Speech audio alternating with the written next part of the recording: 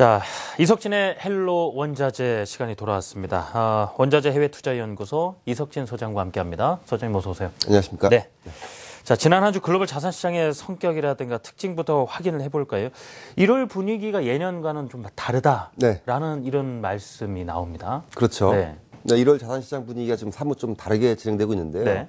그동안 보시면은 사실 미국 주식 시장을 주도로 해서 안정적인 이제 상승세를 이어왔었는데 네. 올해 들어서는 미국 증시가 소위 롤러코스터 같은 지금 느낌을 주고 있죠. 변동폭이 상당히 그렇죠. 큽니다. 5일 예. 동안 연초에 한 3% 정도 하락했다가 지금 이틀에 걸쳐서 다시 회복을 하고 있습니다만은 어쨌든 간에 변동성이 강화된 것은 사실이거든요.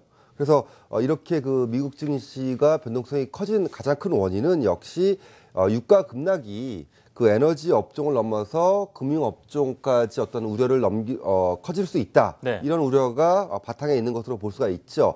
기존의 그 장밋빛 전망과는 다소 다른 흐름으로 이 주식시장이 흘러가면서 유럽 쪽에서 보면은 그리스 위기하고 이 디폴트 리스크가 부각되면서 유럽 증시가 가장 큰 폭으로 지금 하락하고 있는 것으로 나타나고 있죠. 최근에 지금 보시면은 연초부터 봐서 유럽 증시는 대략 3% 넘는 그런 하락세를 보이고 있죠. 투자 심리가 상당히 위축되고 있습니다. 유로화 같은 경우도 2005년 이후에 가장 지금 낮은 상태를 보이고 있는 것도 하나의 특징이라고 볼 수 있겠는데요. 네. 지난주에도 언급했듯이 달러 강세는 2015년에 화두가 될 가능성이 높습니다. 지난주에도 한 2% 정도 상승하는 초강세를 연출하고 있는데요. 특이한 점은 달러 강세에도 불구하고 금값이 강세를 보이고 있다는 점입니다. 과거에는 달러 강세를 보이면은 금값은 약세를 보이기 마련이었는데 최근에는 동반 강세를 보이고 있는데요. 이는 달러 강세의 원인이 기존과는 다른 글로벌 불확실성 증가를 기반으로 하고 있기 때문에 안전자산의 대명사로서 금이 다시 힘을 얻고 있다고 볼 수가 있겠습니다. 이런 국면에서 중요한 것은 금이 달러가 아닌 주식시장과 정반대로 움직일 가능성이 높아지고 있다는 점이고요. 이런 점을 좀 주목해 볼 필요가 있을 것 같습니다. 한편 그 중국의 선방은 계속 이어지고 있는데요. 무엇보다도 중국 증시의 강세는 미국 증시의 상관성이 낮은 데다가 중국 정책에 대한 그런 기대감이 여전히 살아있다는 점, 그리고 마지막으로는 미국 이외의 돈을 투입된다면은 중국 이외에는 대체될 국가가 없다라는 그런 공감대가 형성되면서 중국 증시의 강세가 계속해서 이어지고 있지가 않나라고 볼 수가 있을 것 같습니다. 예, 그렇군요. 지금 현재 그 유가 하락도 보면요, 세계 경제 성장률을 좀 높이는데도 호재가 될 것이다. 경제 전반에 좀 더 부담이 덜면서 좀 좋아질 것이다. 이런 예상들이 많이 나왔거든요. 근데 막상 주식 시장도 그렇고요. 경제 전반도 그렇고 현실은 좀 다르게 나타나고 있습니다. 주유할 때 말고는 하기 좋은 걸 모르겠다는 거죠. 그렇죠. 일반적으로 지금 처음에 나왔던 얘기들은 유가가 하락하면은 결국 이거는 일종의 이제 세금 감소의 효과를 주기 때문에 소비 개선을 통해서 경제 성장을 이끌어갈 수 있다라는 그런 주장들이 많았는데요. 당연히 주식시장에도 플러스 요인으로 생각을 했었고요. 그런데 유가가 계속 하락하는데도 불구하고 미국도 그렇고 한국 증시도 올라가는 게 아니라 오히려 좀 소폭 하락하는 그런 지금 상황을 보이고 있습니다. 문제는 정도가 너무 지나치다라는 데 있다라고 볼 수가 있겠죠.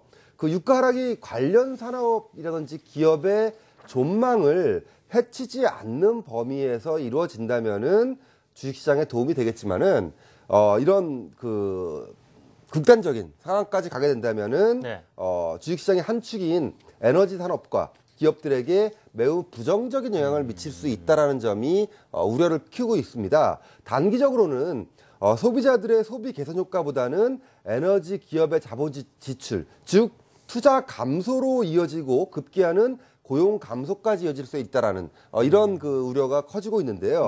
특히 미국 증시 같은 경우 보면은 그동안 미국 고용 증가의 가장 큰 부분이 지금 차트에서 나오고 있겠지만은 셰일 혁명 이후에 에너지 산업에서 이루어졌다는 점은 미국 경제에도 정도를 넘는 유가 급락이 좋을 것이 없다는 공감대가 형성되고 있는 건데요. 지금 차트를 보시면 알겠지만은 이 녹색 라인, 저속철 라인이 그 셰일 혁명과 관련돼 있는 지역들의 고용 증가고요. 빨간 라인이 그 외의 지역의 고용 증가인데요. 보시면 알겠지만은 셰일 혁명과 관련된 그런 지역의 고용이 미국 그 고용 증가에 결정적인 영향을 미쳤었습니다. 결론은 증시에서 에너지 섹터의 부진을 소비 섹터의 부진 그 강세가 상쇄할 수 없다는 거고요. 그렇다면은 소비 섹터가 에너지 섹터보다 비중이 높은 우리나라 증시 같은 경우는 나쁠 게 없다는 논리로 연결될 수도 있겠는데요. 그런 말입니다. 문제는 미국 증시의 이런 어떤 조정 가능성 앞에 버텨낼 장사는 없다는 점이죠. 어떻게 보면 미국에 연결된 그 신흥 증시들의 비애라고도 볼 수 있겠는데요. 더 큰 그림에서 해석해 보면은 유가의 정도를 벗어난 지나친 하락은 결국 디플레이션 가능성을 높일 수 있다는 점에서 결코 또 바람직하다고 볼 수는 없겠습니다. 참 유가락의 호재냐 악재냐 또 고민스러워지는 그렇습니다. 모습인데요. 그 유가 하락이라는 게 결국에는 예. 어떤 기업이라든지 산업적인 측면에서 큰 부담을 주지 않는 선에서 정도까지 하락을 해야 되는데 빠져도 너무 많이 빠졌다. 지금은 그렇습니다. 예. 지금은 기업들이 버틸 수 없는 알겠습니다. 가격까지 가고 있는 거죠. 자, 이 금값 앞서 말씀을 해주셨는데 우리 국민들 중에도 금 보유하신 분들도 많아서 말이죠. 네. 금이 지금 강세를 보이긴 한데 달러 강세 현상 속에서 약간 불안 심리가 있다 보니까 금값이 강세를 보이겠다 말씀해 주셨단 말입니다. 네네. 그렇다면 금값에 대한 향후 전망에 대해서도 약간 엇갈린 시각이 나올 수밖에 없는 여건일 것 같아요. 네. 어떻게 보십니까? 그렇습니다. 올해 그 금융기관마다 네. 금 전망이 상당히 지금 엇갈리고 있습니다. 최근에 제가 보면은 국내 한 증권사의 자산 배분 리포트를 한번 살펴봤는데요. 네. 그 리포트에서는 금 비중을 적극 축소하라는 어떤 그런 그 전망을 내놨습니다. 우선 금의 어떤 부정적인 전망이 바탕이 되고 있는 논리는요. 네. 두 가지 정도 살펴볼 수가 있습니다. 첫 번째로는 유가 하락에 따른 그 인플레이션 실종 가능성이거든요. 결국 인플레이션 해지 자산으로 유명한 금액에는 좋을 것이 없습니다. 두 번째로는 달러 강세죠. 기축통화 기능을 갖고 있는 금 입장에서 제1의 기축통화인 달러 강세 역시 금의 약세 요인이 될 수밖에 없겠죠. 네. 이 밖에도 투자 수요 감소와 중앙은행의 반감 등도 약세 요인으로 주장할 수가 있습니다. 하지만 저는 좀 더 다른 관점에서 2015년 금 전망을 하고 싶은데요. 어떻게 보십니까? 자산을 움직이는 요인은 시대에 따라 변한다는 점을 잊어서는 안 되겠는데요. 올해 금 가격을 움직이는 첫 번째 요인은 바로 금이 갖고 있는 크리시스 커런시, 즉 위기 방어 통화, 위기 해지 자산이 될 것으로 보입니다. 이는 최근 금 가격의 움직임이 정확히 보여주고 있는데요. 네. 유가 급락으로 인플레이션 가능성이 완전히 사라졌음에도 불구하고 금값은 최근에 강세를 보여주고 있습니다. 이는 유가 급락 이후에 러시아 등의 디폴트 우려, 그리고 글로벌 경기 둔화, 또는 이제 미국 증시 조정 가능성 등 소위 불확실성 수준이 올라감에 따라서 네. 위험 해지 자산인 금값이 상승하고 있는 것으로 풀이해야 되는 거죠. 또한 달러 강세가 분명 금값에 부정적인 영향을 미치는 것도 사실이지만은 네. 금값이 일정 가격 아래로 떨어지면은 생산 비용 자체가 나오지 않는 점을 간과할 수가 없습니다. 2013년부터 금값은 약 4차례 걸쳐서 지금 차트에서 보이고 계시지만은 네. 1200달러 아래로 내려갔지만은 오뚜기처럼 바로바로 올라오고 있는, 회복한다는 점에서 이 생산 비용에 따른 강력한 지지선이 형성된 것으로 판단할 수가 있는 겁니다. 결론적으로 금값이 과거의 영화를 되찾지는 못하겠지만은 네.